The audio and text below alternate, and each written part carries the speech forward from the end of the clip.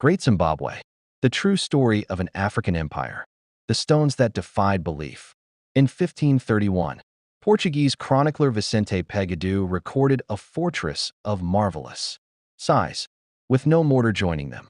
This early account documented what would later be called Great Zimbabwe, a sprawling city of stone built entirely by the Shona people. Yet centuries later, European explorers refused to credit African builders, claiming foreign origins like the Phoenicians or biblical Ophir. These theories reflected bias, not evidence. Modern archaeology, using stratigraphy and radiocarbon dating, confirms that Great Zimbabwe was built by local Shona ancestors between the 11th and 15th centuries. As archaeologist Peter Garlake stated, the ruins of Great Zimbabwe are a testament to the skill, organization, and vision of African builders. This was built by the Shona themselves. Zimba Dzamabwe, houses of stone. The name Zimbabwe comes from the Shona Zimba Dzamabwe, meaning houses of stone. In Shona tradition, stone architecture symbolized leadership, lineage, and sacred authority. In 1980, when the nation gained independence, it reclaimed this name, rejecting the colonial designation of Southern Rhodesia.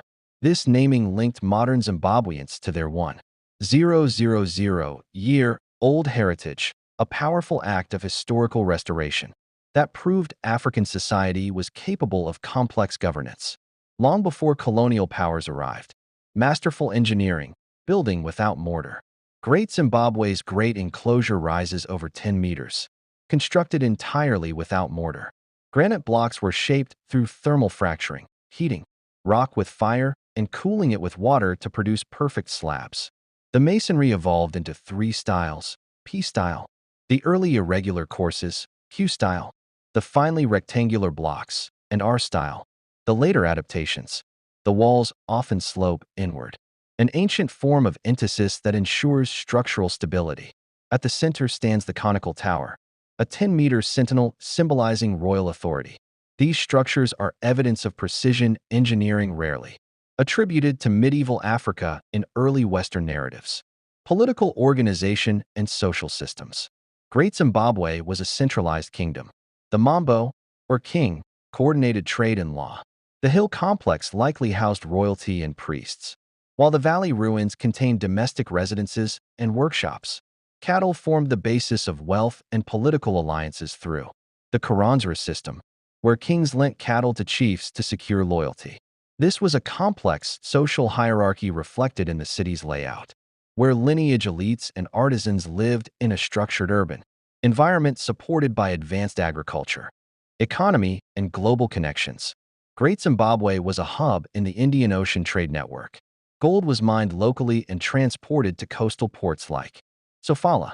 Archaeologists have uncovered Chinese ceramics from the Ming period, Persian glass beads, and Islamic coins.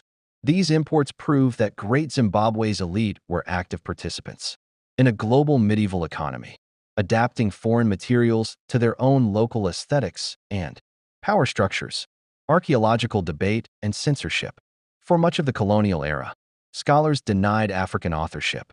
David Randall Maciver in 1905 first suggested the city was indigenous, and in 1929, Gertrude Cotton Thompson proved it through stratigraphy, despite political suppression by colonial governments. Further research confirmed the truth. The stones themselves, meticulously studied, revealed that the Shona were the architects of their own history, culture, symbolism, and religious life. The soapstone birds found at the hill complex represented ancestors and symbols of authority. They are the founding fathers in stone. The Shona king acted as an intermediary with Mwari, the Great Spirit. This integration of spiritual and temporal power reinforced social cohesion, represented by the proverb, Aridzi Veo Vachipo, the owners are still here. Decline and successor states. By the mid-15th century, the city declined as gold sources shifted and trade routes changed. Authority moved north to the Matapa Kingdom and the Torwa Dynasty. At Kami, these successor states carried forward the stone culture, proving that Great Zimbabwe's legacy endured. The civilization did not vanish, it evolved. Conclusion: civilization carved in history. Today, Great Zimbabwe is a UNESCO World Heritage Site. Its walls testify to political organization, economic integration, and architectural mastery. Long before colonial maps divided the continent, complex urban centers existed here. The stones are silent, but the evidence speaks.